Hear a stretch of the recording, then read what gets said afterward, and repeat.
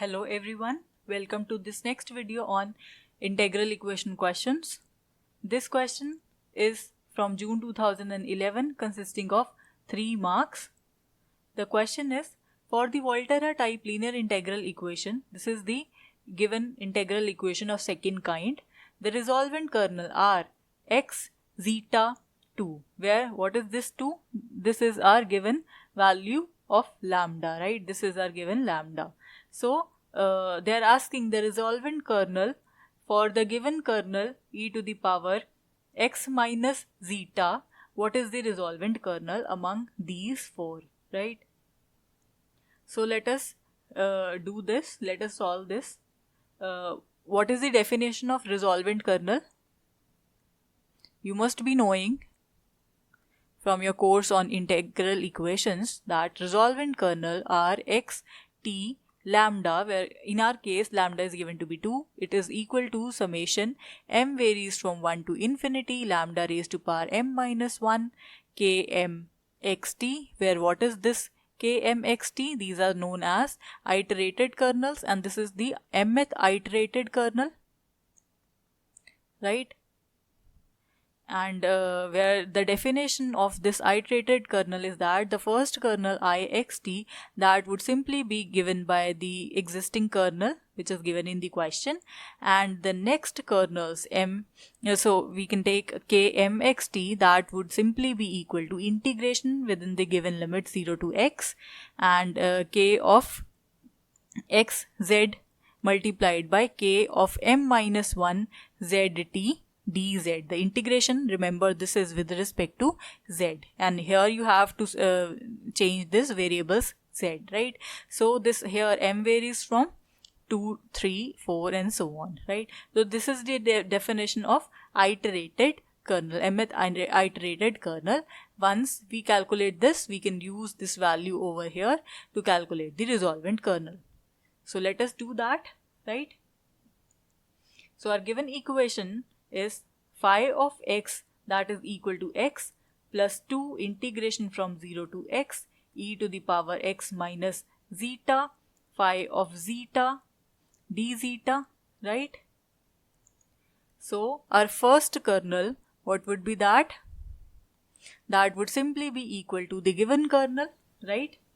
So k1 x zeta, that would simply be equal to kx zeta, and which is equal to e to the power x minus zeta, right? So let us calculate k2 x zeta. What would be that? Let's use this equation and substitute m is equal to 2. So we would have integration from 0 to x, or here not here we'll use this variable t, right? The lower limit would be from t. So here in our case it would be from zeta to x. So k of x z and then k1 of z zeta, integration is with respect to z, right? So integration from zeta to x, what is this value? This is e to the power x minus z and then e to the power z minus zeta d zeta. In because our kxz was this, we have just replaced the zeta by this z, so we'll obtain this. And this second term is again due to this, where we have used these variables instead of x and zeta, right? So let us calculate and solve this. It would be integration from zeta to x. Here if you simplify this, add up the powers, you'll get e to the power x minus zeta dz. Now the integration is with respect to z, so and we have no term here with respect to z, right? So what would be that? The integration would simply give us e to the power x minus zeta as it is, and here we would have z. The limits of z are from zeta to x, so that would simply be e to the power x minus zeta multiplied by x minus zeta. So this is our k2 x zeta, right? So let us now calculate k3 x zeta. What would be that? It would be integration from zeta to x, k of xz multiplied by k2 of z zeta d zeta by the definition given here.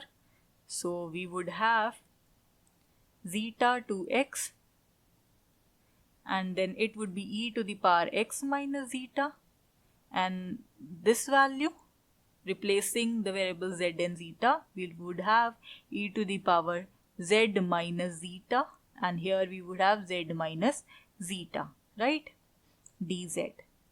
So again, let us solve this. So it would be integration, just a second, it would be integration from zeta to x. First, this term simplifies to e to the power x minus zeta. There is no term containing z, so we can take this term out from the integration, right? And this term contains z, so z minus zeta dz. So this would ultimately be e to the power x minus zeta. And what is the integration of this term?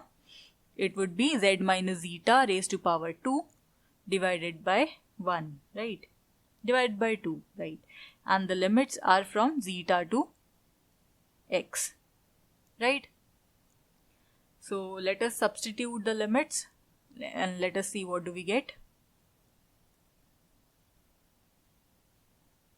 After substituting, we'll have k3 x zeta, that would be equal to e to the power x minus zeta, and it would be x minus zeta raised to power 2 divided by 2, right? When you put zeta over here, you will get 0. So this is our k3 x zeta. Let us calculate k4 x zeta.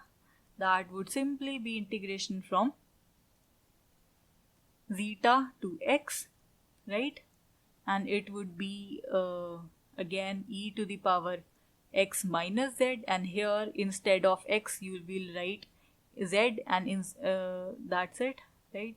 So it would be z minus zeta raised to power 2 by 2 dz. Likewise, if you solve this, you will get e to the power x minus zeta common, and integration from zeta to x of z minus zeta square divided by 2 dz. So that would give you e to the power x minus zeta, z minus zeta, or ultimately you will get this x minus zeta raised to power 3 divided by 3 factorial, right? So can you simplify this, or can you generalize this? By generalizing, what do I mean? I mean that, see, in k4 x zeta, you are having this term and the cube of this term divided by its factorial. In k3 x zeta, it was this term as such, and this term as such, and the square of this term divided by 2 factorial. You can write 2 as 2 factorial, right? In k1, it was just this term, right? So can you generalize this? So can I write this km x zeta? What would be that? It would, according to me, it would be e to the power x minus zeta raised to power m minus 1. Why? Because for kth term we would have the term power 3 and 3 factorial. For the kernel 3 we have this power as 2 and 2 factorial. For this kernel 2 we had power 1 divided by 1 factorial, right? So I can write this term as x minus zeta raised to power n minus 1 divided by m minus 1 factorial, right? So this is my generalized term. So what would be the resolvent kernel? Let us see the resolvent kernel. So our resolvent kernel would become r x zeta, and what was the lambda? It was 2, right? Let me have a look at the question. The question was this, the lambda was 2, right? So the definition is this. Let us plug in the values. We would have summation m varies from 1 to infinity, lambda raised to power m minus 1, and lambda in our question is 2 raised to power m minus 1, and kmxt, this is this term, so it would be e to the power x minus zeta, right?